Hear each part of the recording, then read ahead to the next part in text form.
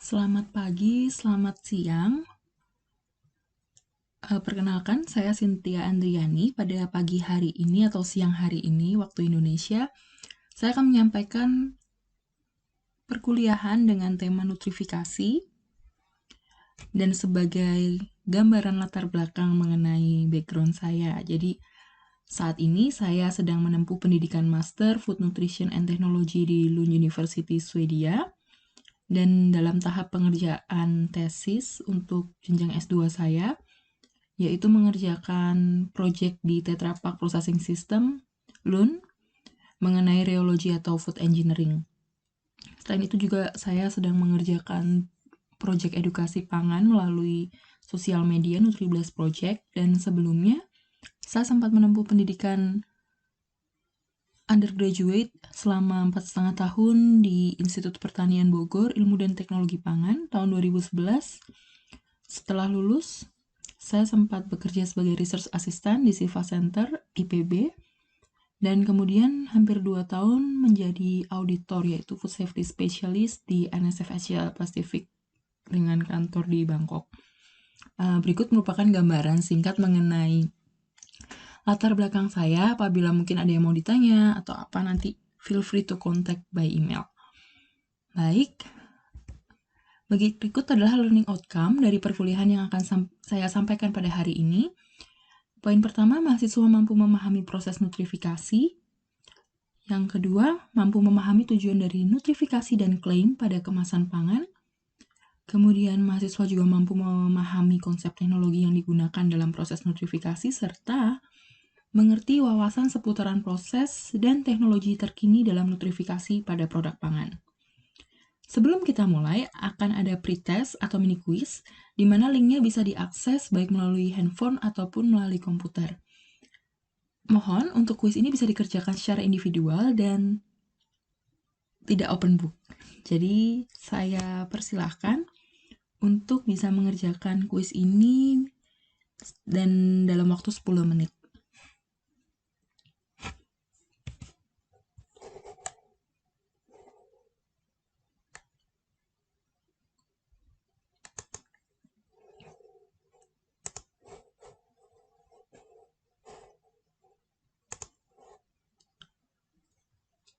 Oke. Saya lanjutkan mengenai perkuliahan. Jadi mini quiz tadi diharapkan menjadi lataran gambaran mengenai apa yang akan kita pelajari selama 1 hingga 2 jam ke depan di perkuliahan nutrifikasi ini. Nanti akan ada jeda kurang lebih di tengah-tengah perkuliahan yang bisa digunakan untuk diskusi dan lain sebagainya. Oke, bicara mengenai nutrifikasi, sebenarnya ini bukan merupakan hal yang baru ya di dunia ilmu dan teknologi pangan, karena penambahan nutrien atau nutrifikasi itu sebenarnya merupakan bagian dari bagaimana kita mengkombinasikan makanan untuk mencapai nutrisi yang optimum. Dan ini sudah diketahui ribuan tahun lalu. Hanya orang zaman dahulu melakukannya dengan cara mix and match. Jadi misalnya, kita tahu beras merupakan salah satu sumber energi karbohidrat, namun rendah akan protein, maka kita harus mix and match dengan sesuatu yang misalnya kita butuh fat, kita butuh protein. Oleh karena itu bisa didapatkan dari beans atau dari animal based product seperti daging dan lain sebagainya. Hanya pada saat itu terbatas dengan model kombinasi ribuan tahun lalu. Seiring berjalannya waktu, dimulailah sejarah, yaitu food fortifikasi pangan. Ketika tahun 1833, ketika seorang ilmuwan Prancis mulai menyarankan bahwa iodin perlu ditambahkan untuk garam meja.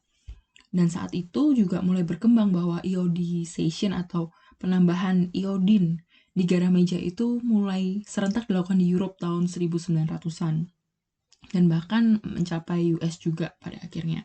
Kemudian juga dimulai dengan vitamin A yang mulai ditambahkan di margarin di Denmark tahun 1918, serta ditambahkan vitamin D juga.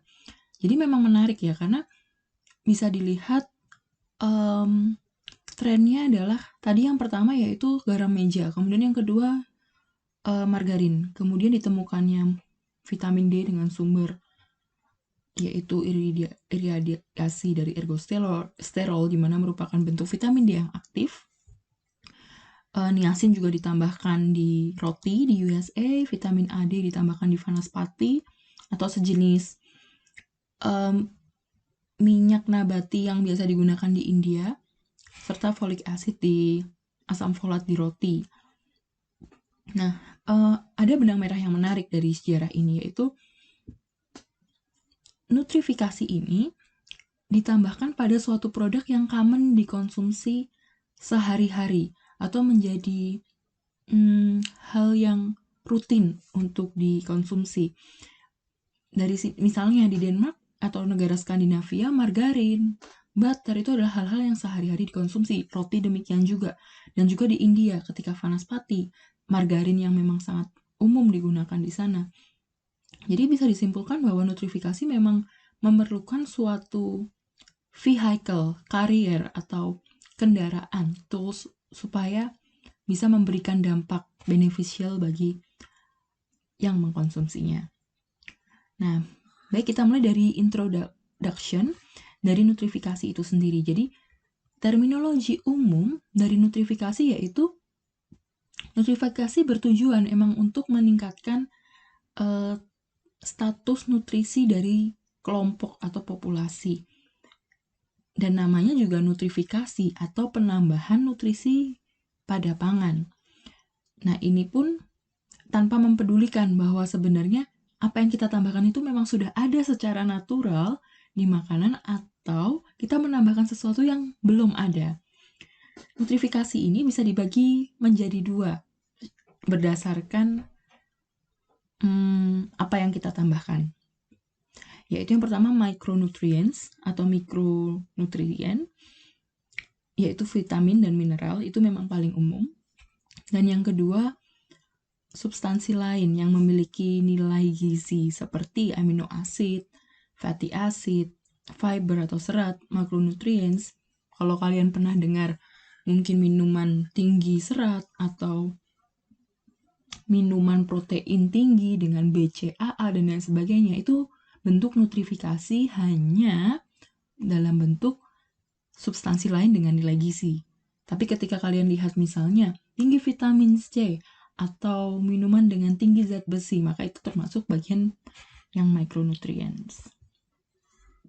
Nah, kita coba melihat dari tujuan nutrifikasi itu sendiri. Secara umum kita bagi menjadi dua kelompok besar, yaitu yang merupakan nutrifikasi wajib dan nutrifikasi yang sifatnya sukarela atau volunteers. Untuk yang mandatory memang secara umum diatur oleh suatu hukum atau kebijakan dan itu bisa bersifat berlaku secara internasional, regional, ataupun nasional. Untuk nutrifikasi yang sifatnya wajib, tujuannya memang lebih diarahkan memiliki dampak yang lebih besar. Yang pertama yaitu untuk meningkatkan status kesehatan dan gizi dari target populasinya yang memang rata-rata vulnerable yang membutuhkan. Kemudian juga sebagai alat ukur, tolok ukur kesehatan publik, public health, dan juga untuk menjadi tools yang efektif ketika kita hendak mengukur, memastikan bagaimana kualitas nutrisi atau gizi dari suplai makanan itu. Dan yang paling penting, ini merupakan hal yang efektif untuk menangani masalah kekurangan mikronutrisi, yaitu dengan menambahkan mikronutrien yang diperlukan baik secara quantity maupun secara quality. Sementara untuk yang sifatnya sukarela nih, tidak wajib, itu memang lebih untuk meningkatkan awareness bahwa nutrisi A, B, C itu penting. Misalnya, kalau kalian pernah dengar minuman untuk para atlet yang tinggi protein, mereka ingin memang menggemborkan bahwa protein itu penting untuk membentuk muscle, untuk misalnya regenerasi, sel-sel, dan lain sebagainya. Kemudian untuk memberikan positive nutritional, physiological, technical benefits, jadi untuk membantu. Contohnya ketika kita tambahkan vitamin C yang bisa mencegah oksidasi, ketengikan, dan juga memberikan added value atau nilai tambah bagi konsumen itu sendiri kayak fiber.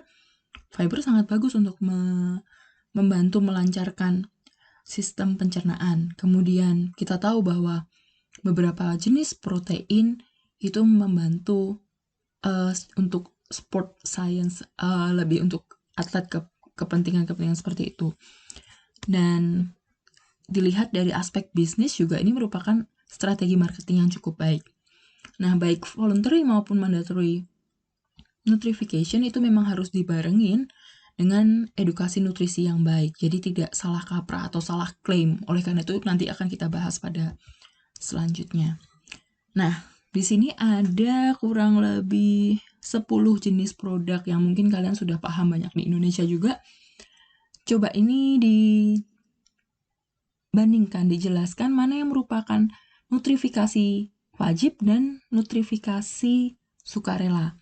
Ini bisa kalian diskusikan selama kurang lebih 2 menit. Coba diskusikan dengan 2-3 orang dan nanti kita akan bahas sama-sama.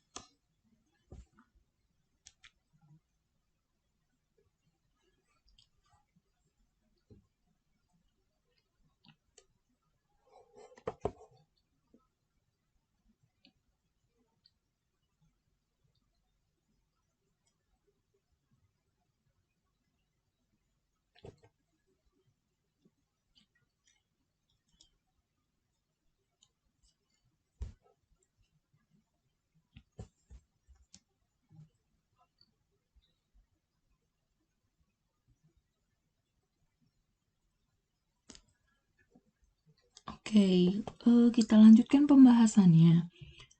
Untuk mandatory, sekiranya beras, karena beras merupakan salah satu yang dikonsumsi secara umum dan ini memang ada regulasinya. Kemudian yang kedua yaitu susu ultra milk, low fat, high calcium. Ini lebih ke arah voluntary, sukarela, karena tujuannya selain untuk marketing juga dia ingin memberikan beneficial lebih terhadap konsumen. Garam putih, garam beriodium, itu mandatory. Cornflake, vitamin mineral, itu merupakan jenis voluntary. Kemudian plum peanut, therapeutic food,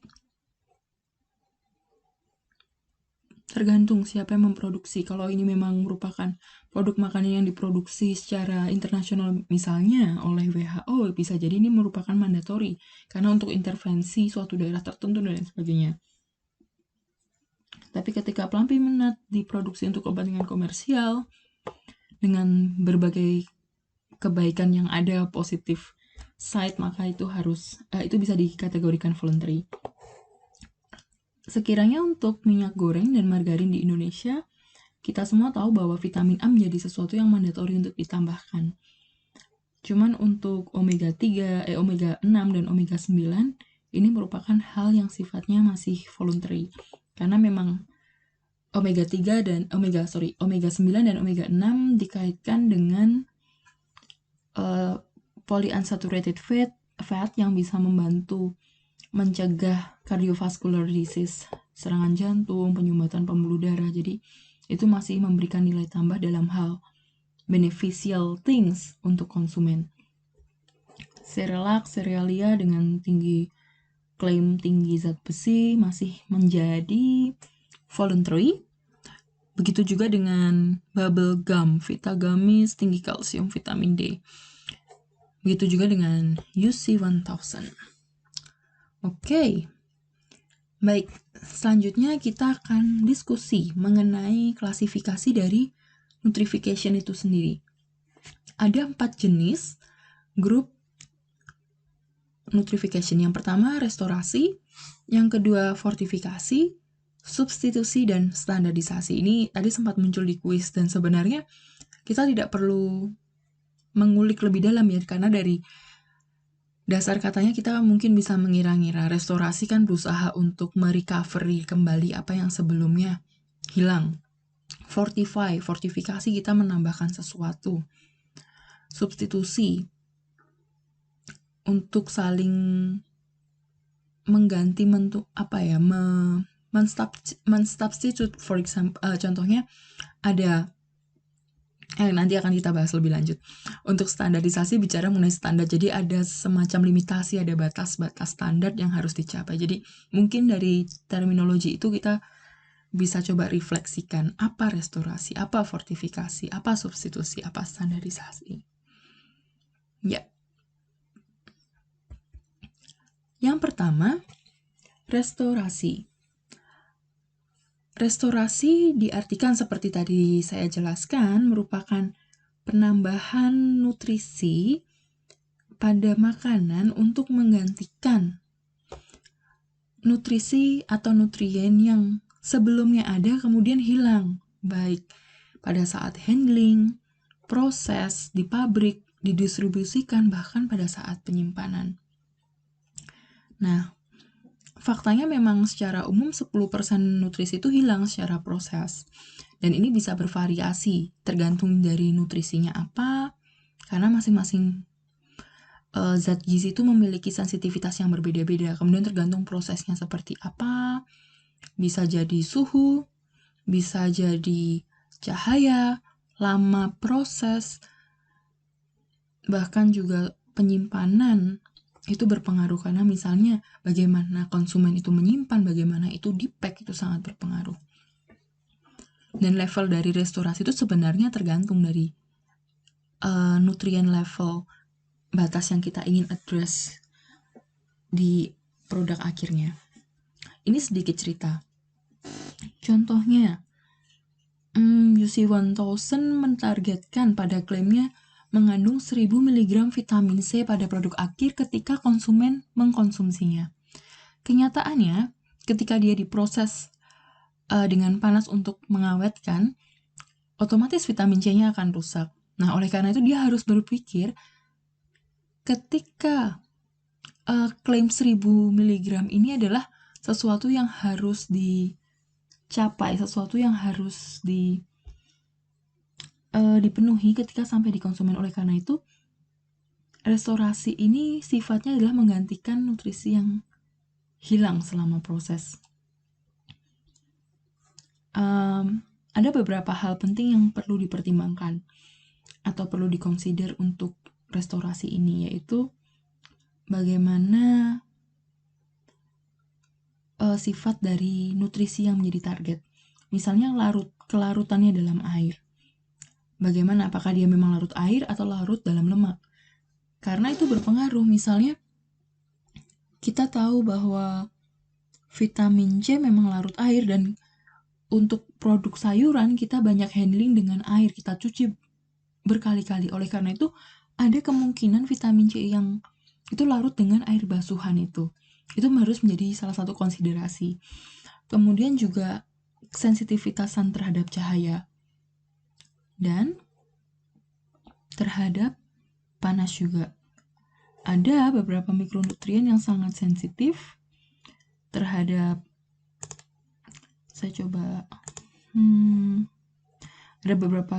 ada juga yang sensitif terhadap cahaya, terhadap panas, dan juga bagaimana kelarutannya. Nah, ini adalah contoh bagaimana temperatur sangat berpengaruh. Freezing dan cooking itu berpengaruh bagaimana kehilangan vitamin A. Di sini bisa terlihat ya bahwa memang cooking itu menyebabkan vitamin loss-nya jauh lebih banyak dibandingkan dengan pembekuan. Oleh karena itu, kenapa beberapa produk makanan memang cenderung untuk dibekukan. Ini tambahan pengetahuan saja.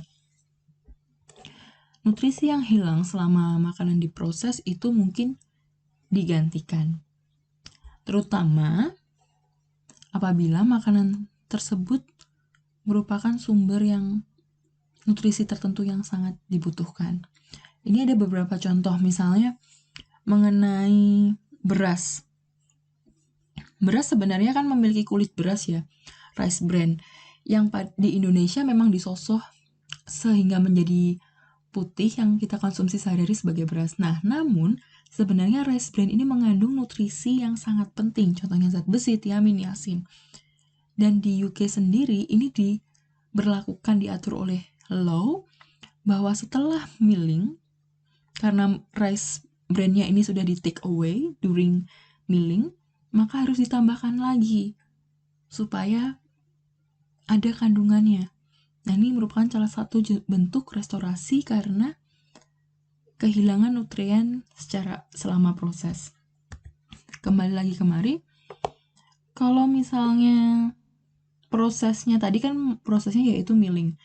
Kalau prosesnya heating, berarti rata-rata adalah nutrisi yang memang sensitif terhadap temperatur. Kemudian penyinaran atau mungkin membutuhkan UV, tapi rata-rata UV tidak lama untuk sistem aseptik itu tidak lama biasanya. Jadi hanya restorasi berarti kata kuncinya adalah menggantikan nutrisi yang hilang selama proses, selama handling, selama penyimpanan, yaitu mengembalikan kembali. Oke, yang kedua yaitu fortifikasi. Nah, fortifikasi di sini penambahan satu atau lebih nutrisi pada panganan yang memang secara normal ada pada makanan itu ataupun tidak. Jadi bisa memang originally nutrisi yang ditambahkan itu sudah ada di produk pangan atau memang kita tambahkan sesuatu yang belum ada. Dan tujuannya tadi sama, bisa untuk tackle defisiensi mikro dan makronutrien tertentu, meningkatkan nilai tambah produk dengan nilai gizi yang lebih baik, ataupun juga memang untuk tujuan marketing dan lain sebagainya. Ini adalah beberapa jenis produk pangan yang difortifikasi secara umum. Garam meja tadi kita sudah bahas, kemudian beras, kemudian ada tepung terigu, minyak, dan ini mungkin kecap ya. Nah, ini adalah sebenarnya kata kunci atau rumus dari fortifikasi yang merupakan bagian dari nutrifikasi. Pertama, kita harus memiliki fortifikan atau nutrien yang akan kita tambahkan. Dan kita memerlukan foodnya. Food ini sebagai karier, sebagai kendaraan, sebagai vehicle untuk ditumpangi. Nah, gabungan keduanya disebut fortified food atau pangan yang difortifikasi. Jadi rumusnya secara simpel seperti ini. Nah, proses untuk menambahkan fortifikan pada vehicle, pada foodnya ini disebut fortification.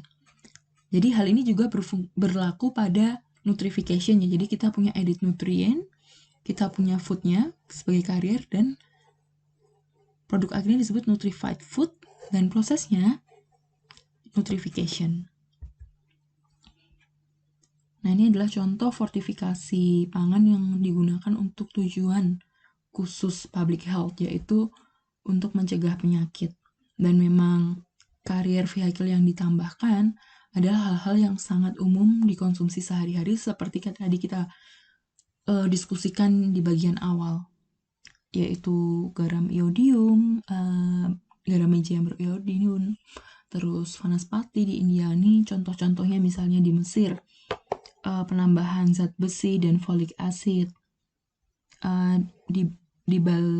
pada baladi bread atau roti yang memang umum locally di sana. Kemudian di South Afrika Selatan ada asam folat yang memang ditambahkan di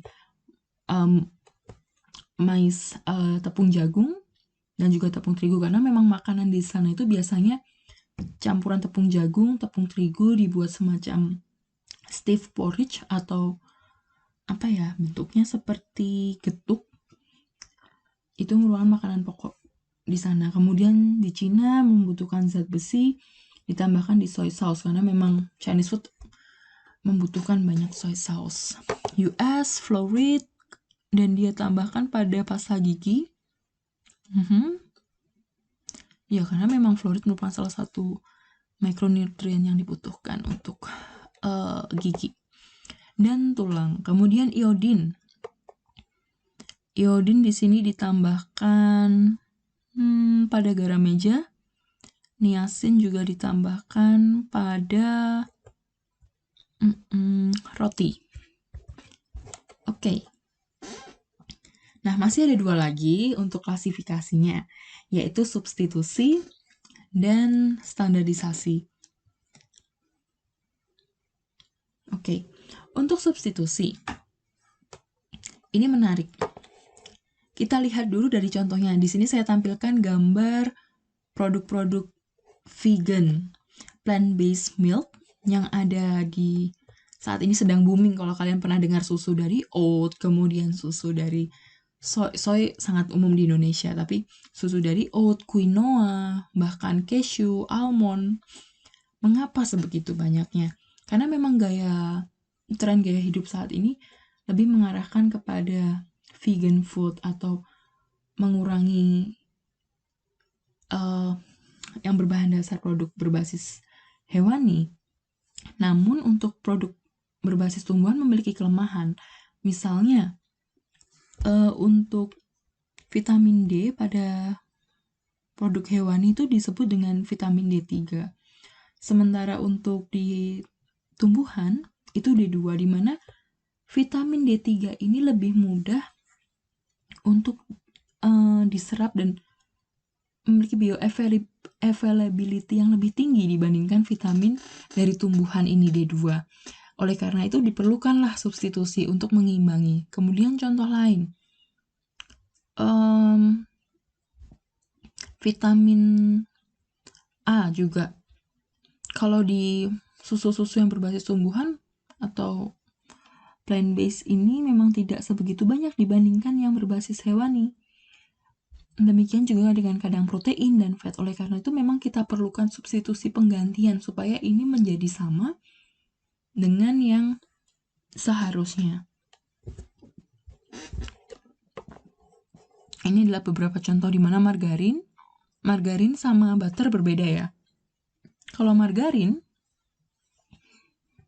dia berbasis dari minyak nabati. Kalau di Indonesia palm oil, kalau di sini kalau di negara Swedia misalnya dia menggunakan raps atau minyak biji bunga matahari untuk membuat margarin ini. Nah, supaya dia comparable sama butter, dia harus ditambahkan vitamin A dan D. Kalau butter kan dari susu dengan proses churning. Jadi kalian bisa bayangkan ya, jangan sering orang terbalik.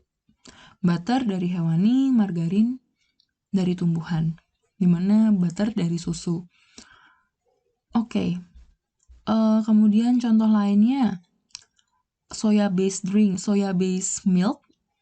Untuk menggantikan susu sapi, maka harus ditambahkan kalsium supaya setara. Nah, jadi kalau dari contoh ini kita bisa lihat definisi dari substitusi sebenarnya menambahkan nutrisi untuk mensubstitusi produk di level hingga memiliki level yang sama dengan yang seharusnya.